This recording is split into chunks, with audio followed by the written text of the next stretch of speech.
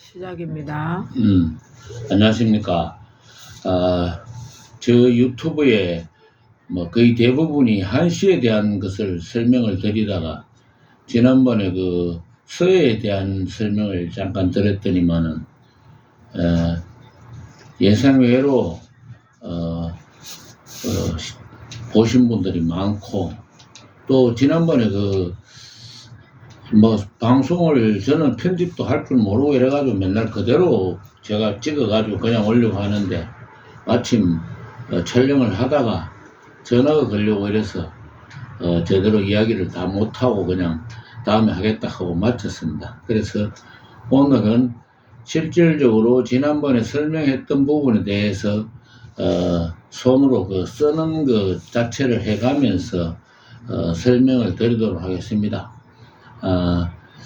항상 말씀드리지만 제가 말씀드리는 것이 모든 게 다 옳다는 건 아닙니다. 제가 늘 생각하는 부분과 이렇지 않느냐 하는 그런 부분도 포함되어 있기 때문에 잘못되면은 항상 지적해 주시면 고맙겠습니다. 그럼 지난번에 글씨를 붓을 가지고 글씨를 쓸 때 모든 획이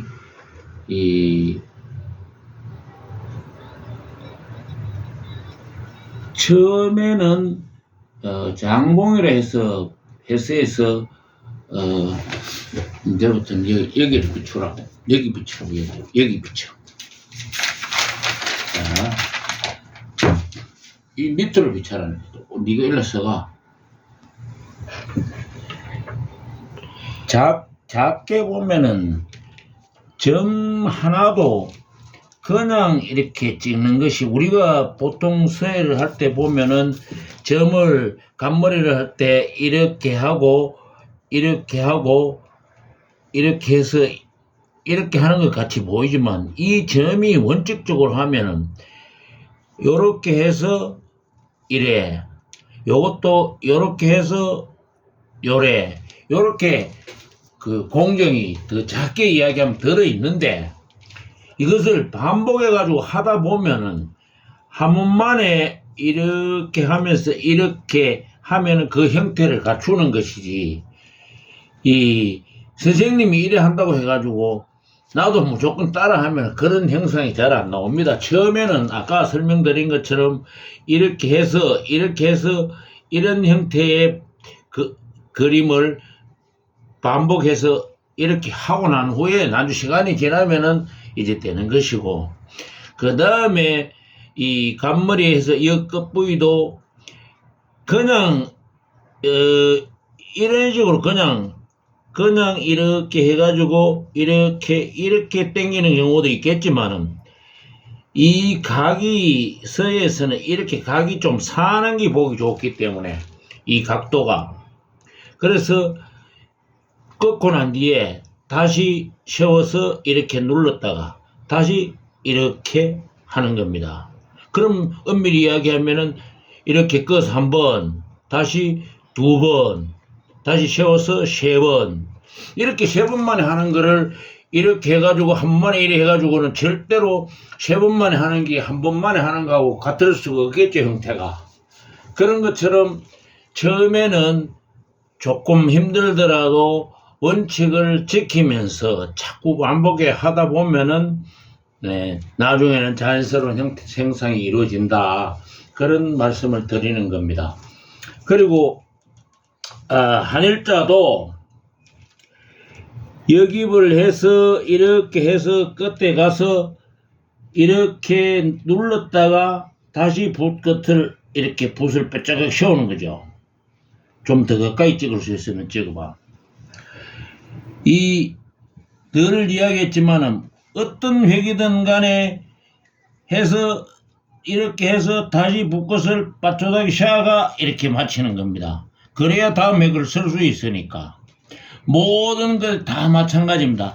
밑으로 똑바로 이루는 것도, 예를 들어 가지고 이렇게 굽어서 내려와서 여기 가서는 이렇게 해가지고 이렇게 다시 그것들 세우는 겁니다. 서해에 특히 해서에서 모든 부분의 한 획을 마칠 때는 다시 붓끝이 다음 획을 쓸 수 있는 상태로 바로 서게 하는 것. 이것이 가장 기본입니다. 그래서 옆으로 이렇게 보면은 삐치는 것도 이렇게 여깁을 해서 이렇게 하마. 그 다음에 다시 한번 세우고, 한 번 더 세우고, 한 번 더 세우고, 이렇게 해가지고, 이게, 이 눌러져 있는 상태에서는 이렇게 한다고 해도 휘잖아요. 눌러져 있는 상태에서 세우고, 좀 더 세우고, 이렇게 해가지고, 위쪽으로 들어 올리는 느낌으로 해야만 붓이 다시 똑바로 선다는 이야기입니다. 그래서 파임도 마찬가지입니다. 파임도 이렇게 눌렀으면은 다시 세워서 이렇게 마지막 이렇게 합니다. 그럼 다시 붓이 똑바로 서잖아요. 그럼 모든 서예의 가장 기본이 되는 것은 획을 끊고 난 후에 마칠 때 붓끝이 다음 획을 서기 위해서 똑바로 세우는 것.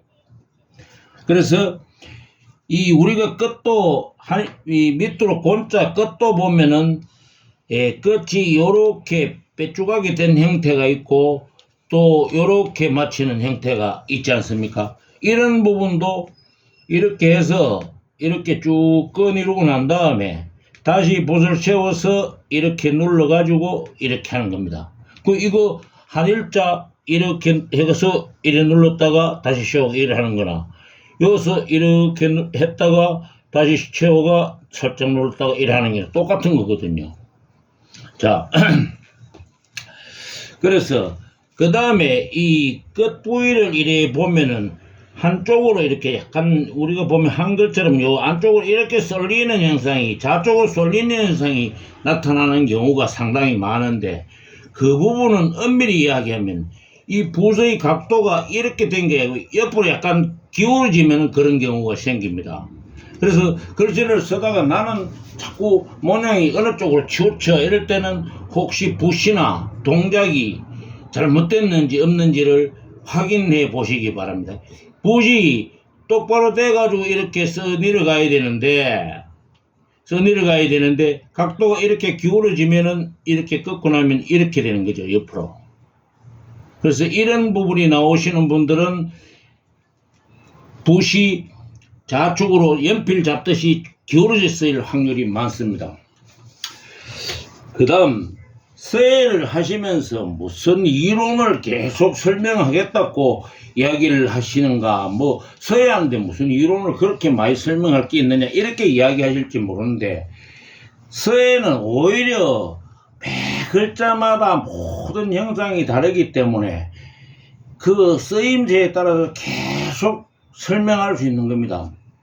예를 들어서 다룰 자가 그냥 다룰 자 쓸 때는 옆으로 이렇게 삐쳤습니다. 그러나 있을 유자를 쓸 때는 이렇게 똑바로 껐습니다. 이 이야기는 여기에 획이 있을 때는 이걸 똑바로 끊는다는 이야기입니다. 그 다음 우리가 나무목을 하고 난 후에 끝에 이렇게 삐쳐 올리는 경우도 있는데 섣불 임자 같은 경우에는 나무목이 두 개니까 여기는 삐쳐 올리면 안 되고 요런 형상을 만들고 여기에는 갈고리 형상을 요렇게 만드는 겁니다. 두 군데다 이래 하면 보기가 싫겠죠. 그래 이런 예를 들어 가지고 임자도 이 나무목을 끌 때 이렇게 처음에 여기에 껐으면 그 다음에 또 여기에 좀 중첩해가 이거보다 더 높게 이렇게 끊는 겁니다. 그러면 이게 하나하나를 우리가 심을 십자는 제가 여기 일부러 이렇게 삐쳐 올렸습니다. 식물 식자는 빛이 올리도 무방하다고 저는 생각합니다. 왜냐하면 자 마디촌자나 숯불 임자처럼 두 개가 있어서 이쪽 비늘을 빛이 올리는 데는 이건 빛이 올리면 안 되죠. 이거는 하면 안 되고 이 촌자도 만약에 이거를 마디촌자를 빛이 올리기 때문에 여기에서는 빛이 올리면 안 되겠죠. 자 이 우리가 주식할 때 이 주자도 여기에는 빛이 올리면 안 됩니다. 이거는 자 그런데 이렇게 빛이 올리는 게 없는 때는 여기에 빛이 올리도 무방하다는 이야기입니다. 그래서 글자 한자 한자를 계속 설명을 하면 자 우리가 지금 여기에 입구자를 보면 요렇게 보면은 요 형상이 요쪽으로 요래 약간 더 티 나왔죠. 여기 요렇게 요 티 나왔지 않습니까? 요걸 한번 보기는 더 좋은데 이렇게 됐는 게 왜 이렇게 됐느냐 하면 이렇게 꺾고 난 뒤에 이렇게 한번 누르고 난 다음에 이렇게 당겼다는 이야기입니다. 결국은 무슨 이야기고 하면은 이쪽으로 한번 눌렀다가 이래 했거든요. 그러니 각을 꺾을 때도 그냥 이래가 이렇게 꺾는 것이 아니고 이렇게 해서 한번 눌러주고 다시 붓을 세워가지고 이렇게 꺾는다는 이야기입니다. 그러면 이렇게 해서 한 번, 두 번, 세 번만에 해야 되는데 두 번만에 하면은 세 번만에 했는 형상이 나올 수가 없죠. 그래서 이러한 사항들은 대부분 선생님들한테 가장 기초가 되는 사항이기 때문에 다 배우는 거기 때문에 그냥 처음 설명하는 길이기 때문에 제가 설명을 드리는 것이고 그 외에도 자, 글씨를 써보면 특히 한자는 획임하는 것보다 적은 글씨가 쓰기 어렵습니다. 사람 인자라든지 큰 대자라든지 이런 게 써보면은 써도 어떨 때는 괜찮은데 어떨 때 보기 싫고 하거든요. 그러면 이거를 가지고 사람 인자를 쓸 때 여깁을 해가 예를 들어 이렇게 쫙 해가 이렇게 또 여도 이렇게 딱 해가 이렇게 제가 이야기하는 거는 공경을 여기에서 이렇게 한 목에 뻗치고 여기서도 이렇게 한 목에 뻗치고 해가지고는 절대로 잘 안 된다는 얘기입니다.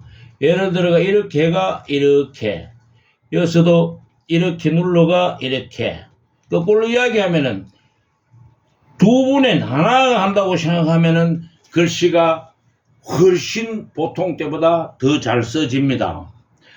이런 이야기를 하니까 다른 사람도 웃던데 사람 인자를 그냥 쓰는 게 아니고 네 분에 예를 들어가 이렇게 했다가 이렇게 하고 이렇게 했다가 이렇게 하고 두 분을 분리해가지고 하면은 글씨가 훨씬 더 보기 좋아합니다. 그러면 큰 대자 같은 것도 마찬가지가 되겠죠. 여기서 이까지 와가지고 여기서는 조금 멈춰가 이렇게 여기도 이렇게 눌렀다가 멈춰가 이렇게 하면은 글씨가 왜냐하면 멈추는 시점에서 균형이 한 번 더 확인하게 되거든요. 통상적으로 봤을 때 요 길이보다 여기 조금 더 낮아야 되잖아요. 그죠? 그래 이런 사항들이 잠깐 멈추면서 반대쪽에 하고 비교가 되기 확인을 할 수 있기 때문에 훨씬 더 쓰기에 수월해진다는 이야기입니다. 우리가 이 지금 초도 같은 것도 우리가 그냥 이렇게 하는 것보다는 여깁을 해가 이렇게 하고 여도 여깁을 해가 이렇게 하고 여깁을 해가 이렇게 해서 이렇게 하면은 훨씬 더 요 작은 여깁에 있는 하나가 얼마나 글씨가 더 보기 좋아지는지 모릅니다. 날일자 같은 경우에 입구도 마찬가지입니다. 입구도 아까 말씀드린 대로 이렇게 꺾고 예를 들어가 여기에서 이렇게 해서 눌렀다가 이렇게 당겨 가지고도 마지막에도 이렇게 틀어 가지고 한 번 더 샤워가 이렇게 맞추는 거죠. 그러면은 끝부위가 요런 것처럼 날일자도 요 끝부위가 약간 요래 안으로 휘도록 예를 들어가 이렇게 꺾고 이렇게 해서 끝이 와서 요 길이하고 같은 기치에 왔으면은 안으로 살짝 이렇게 해서 멈추면은 글씨가 훨씬 더 보기 좋다는 겁니다. 그래서 요 끝에 와서 이렇게 해주는 요거를 해서 바로 세우는 거. 그러면 한 획마다 요거를 요래하는 게 더 좋다, 요래하는 게 더 좋다 하는 거를 계속 설명하려고 하면은 끝이 없겠죠. 그래서 썼는 사람하고 글자에 따라서 또는 글자 상황에 따라서 아주 많습니다. 만약에 우리가 글자를 써보면은 같을 여자나 알지자 같은 경우에는 똑같은 글씨로 크기로 쓰면은 늘 다른 글씨보다 적습니다. 크기가 적어집니다. 딴 글씨하고 같이 쓰다 보면 알지자 쓰면 적어요. 글씨가 무조건 적어요. 딴 글자하고. 그래서 알지자는 예를 들어가 이렇게 했으면 여기를 여유를 많이 주고 이렇게 해가지고 이래 이 부위를 충분히 여유를 주고 많이 나가야 그래도 글씨가 적어집니다. 자,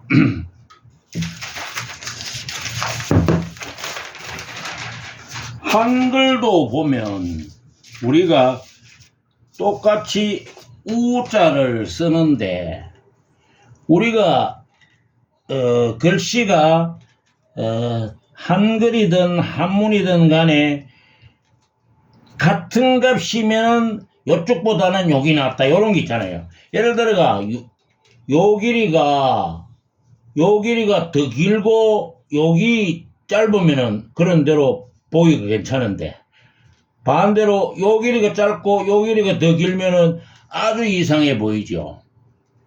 마찬가지입니다.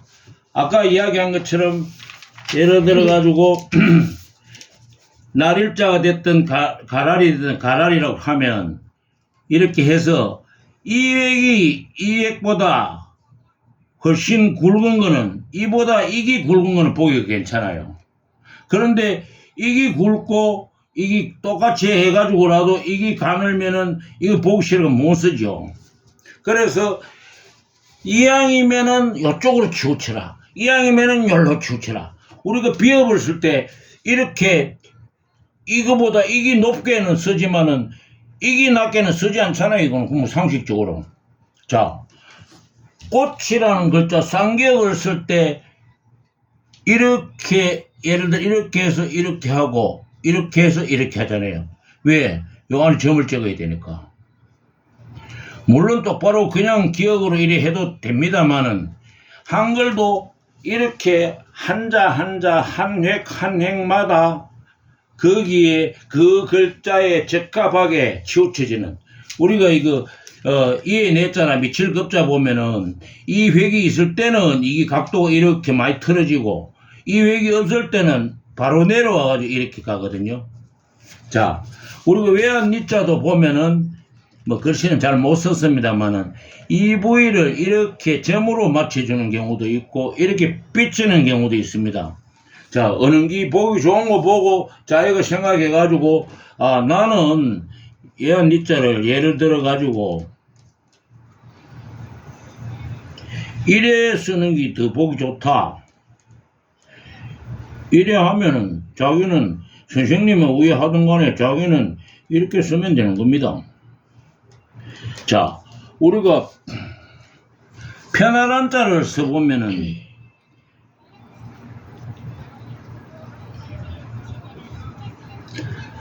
편안한 자는 하도 전에 어디 한번 배우러 가니까 선생님이 하시는 말씀이 여자는 갓을 크게 쓰면 안 된다. 딴 데는 이 간머리가 조금 커도 괜찮은데 편안한 자는 간머리가 크면 참 보기 싫어요. 동일한 글자인데도 글자 형태에 따라서 계속 어떤 글자는 요게 좀 더 큰 게 좋고 어떤 글자는 이왕이면 요거보다 자축이 있는 게 좋고 이런 식으로 해가지고 글자마다 다른 부분들이 엄청 많습니다. 그래서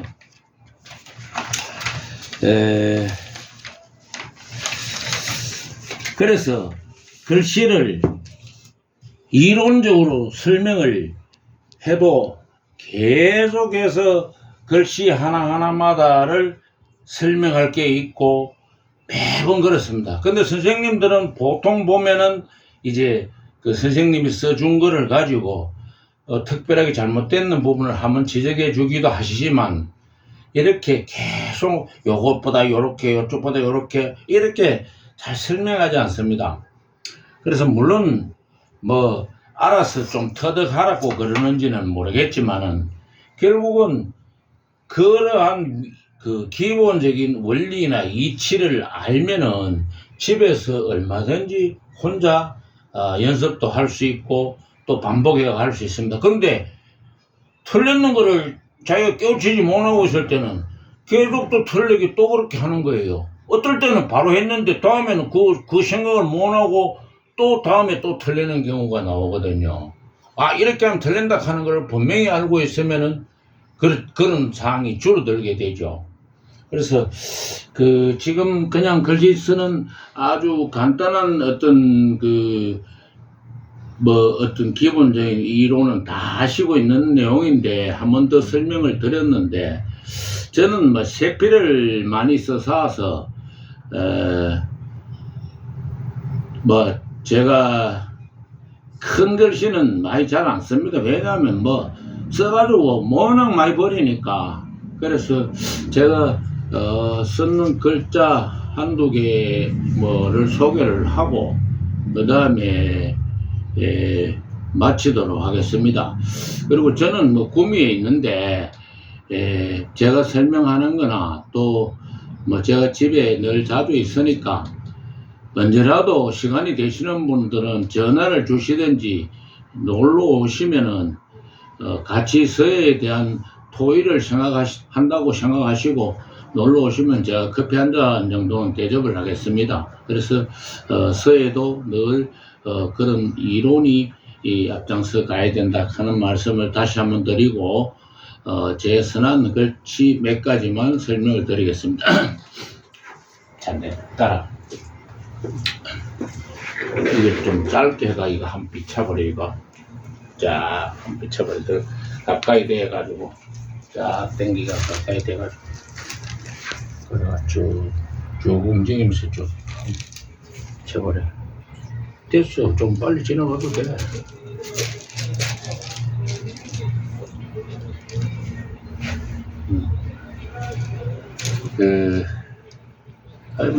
그래 다 안 해도 돼. 그냥 쭉 비추고 저쪽 큰 글자 있는 쪽으로 비춰봐라.